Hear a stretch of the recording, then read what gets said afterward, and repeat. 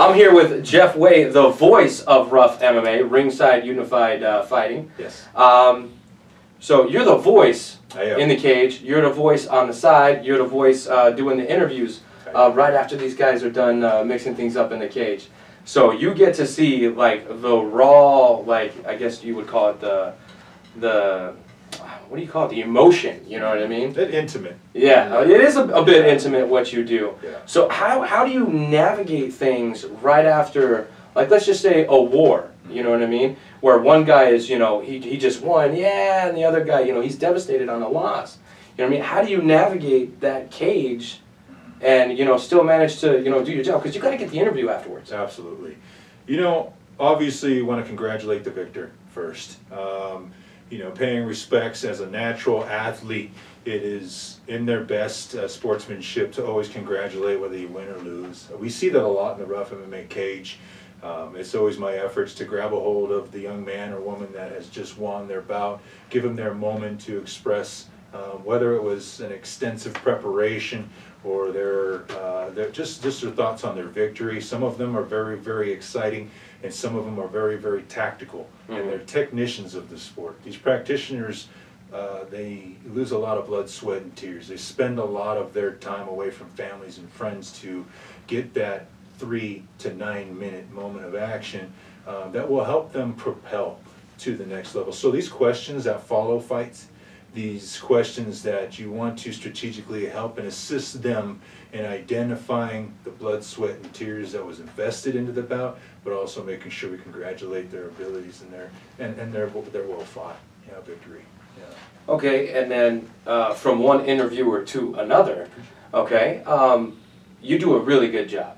You know what I mean? I think you have a very high caliber, you know, not only with your announcing, but with your post-fight interviews. So the question that I got to ask you is it's something I have to navigate myself, is how do you decide what questions you're going to ask somebody who, you know, may or may not even be concussed? You know what I mean? That's a very good question. I try to relate any particular questions or specific questions to the activity I saw them, you know, exude during the bout. That way it gives them a moment to shine, and it does pay homage to what their effort was. You know, really in the end, that interview is to congratulate their effort leading up to their performance that they left in there. The questions that are asked, sometimes I have to identify with the fighter that I'm interviewing. You know, is it attitude or technique that we want to approach when it comes to this question? Because you may, with some of these fighters, are very animated. Their characters, they blossom in front of a microphone or with the gloves on. Yeah. And for them to get the ability to, and get the privilege to do that, that's what I look for. Do I pop a question on the attitude and personalized abilities that this guy has, or do I keep it straight tactical and technical on their performance in which they just showed us? Well, see, and you have to be very flexible. I interview fighters before, or I interview fighters after. You know what I mean? Never directly after. So you have to pick up on emotion. You have to pick up on, you know, like even just a body type. You know what I mean? Absolutely. You have to pick up on so many different things, and you're able to do it so well. What do you do to prepare yourself for individual fighters, like depending on, you know, what just transpired in the cage? Absolutely. Some of these fighters, a lot of them, you'll notice I have a long history of introducing them. I've been able to gain a relationship beyond the cage, beyond the ring. We're able to discuss things on a more personal level, but it also allows me to relate to them. New fighters come into Ringside Unified Fighting all the time. It helps this program blossom. We love the new fighters that come out. They're full of tenacity, they're full of energy. Maybe they haven't had their chin checked enough. We take care of that. But the preparation for me really is, I'm very heartfelt. I'm very, very passionate about what I do. You'll notice a lot of my stuff is not scripted. I'll bullet point a lot of things and info about the fighters. I've messed up a few times. I've mistaken some information. I've grown from it, just like these fighters. I've interviewed some of these amazing fighters when they've just lost. Their family and their friends, their girlfriends, their children are all in attendance. It's very, very hard, but to watch a man tough it up, walk it out, to thank his friends, his family, and his God, and to move forward and to look forward to the next bout. To me, it just gives me goosebumps to stand there in front of a man of defeat, a man of victory, out of energy, their sweat dripping down their face, blood dripping from their wounds, hands are broken, they're limping, and they just fought for about 2.5 minutes. There's something about standing in front of a warrior like that, whether he wins or loses, that lets you be a level above anything else in this world, and that's what I'm truly grateful for. I love this stuff. I absolutely love it. I'm very passionate about it. Well, you can definitely feel the energy when you talk about it.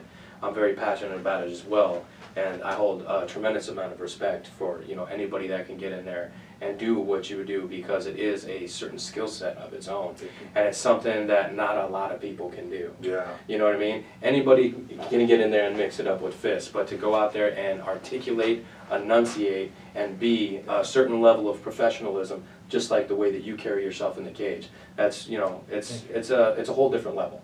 You know what I mean? So a question that I got for you, and I've been actually wanting to interview an announcer for quite some time. You know what I mean?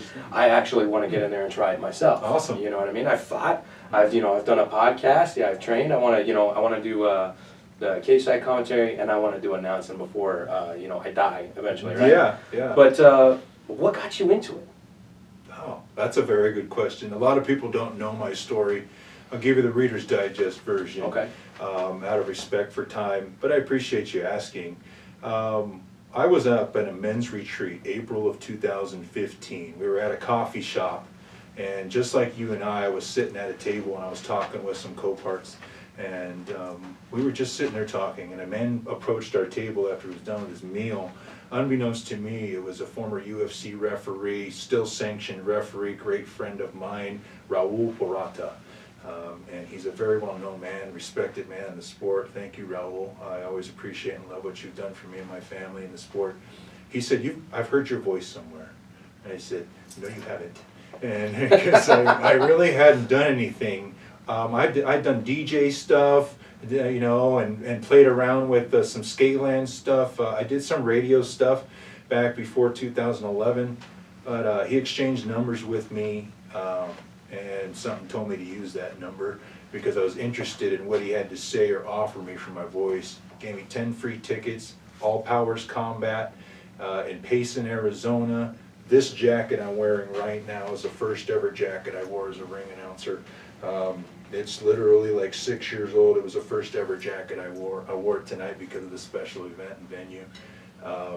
And the rest is history. I did about 2 events my first year.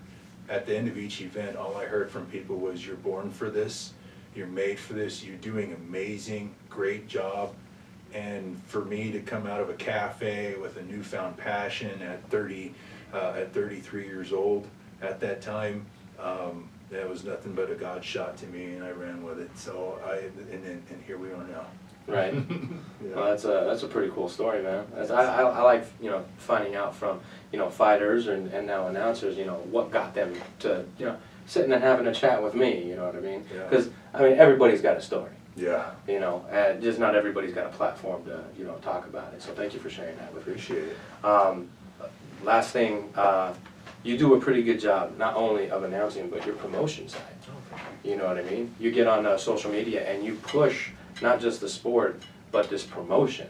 You know what I mean? Yes, they're giving you a stage, but you're very much involved with all the moving parts. So why don't you go ahead and talk about that for a second? I feel that every person involved with Ringside Unified Fighting plays a very intricate part in making this thing function. An event to occur with flawlessly has very rarely, if not heard of. I think that what I bring to the table does enhance the abilities of others. They put a lot of responsibility into my hands with coordinating production, key points of when things happen. I think that my energy and promotion, if I can have any advice for anybody out there, anybody that might be tuning in, is involve yourself, tag those credible, tag those people who are involved in the expansion or development of what you just experienced, whether it be a location, an affiliated business like Head Kick Audio, like Jab Media, MMA Stalker, all of these outlets that take the time to not only promote you, but the simplest thing of acknowledging your presence and your brand with them on a medium will do wonders for many, many different angles of this. I'm fully invested into Ringside Unified Fighting because it's a family deal. They've took on my family and accepted us. I have a 7-person family. Wow. You know, 17, almost 18-month-old twin boys, the princes of Rough MMA. My fiance, beautiful Danielle Ferruti, she's the first lady of Rough MMA, stands next to me in that cage. I wouldn't have it any other way. She's the most beautiful woman in the world. My son, my 11-year-old son Gavin, has cleaned up more blood in that cage and in those cages than any sanctioned person on staff. He loves it. He walks out with the fighters. They know him by name. He horseplays with them. And my daughters, my stepdaughters, you know, he thought I was good on the thumbs on the social media and cell phones. They're up and coming, and they're going to be some brand ambassadors soon. I do what I do, and I'm passionate because they've created a foundation for it to be easy for me to do. All right, well, thank you for the time. It's been a pleasure sitting down, getting to know a little bit about Ruff's ring announcer. Because again, I mean, this isn't an interview that, you know, you get too often. So when they offered it, I took full advantage. Thank you so much. I want to thank you for your time, man. Thank you. Thank you. We'll be seeing you guys hopefully on February 15th weekend, 14th weekend. You guys do a great job. To you and your personnel and the success that you guys have had, congratulations, and I'm ecstatic to have you guys a part of the Rough MMA family. Well, thank you very much, sir. We will see you then. Absolutely. I'll be there. I'll be ready.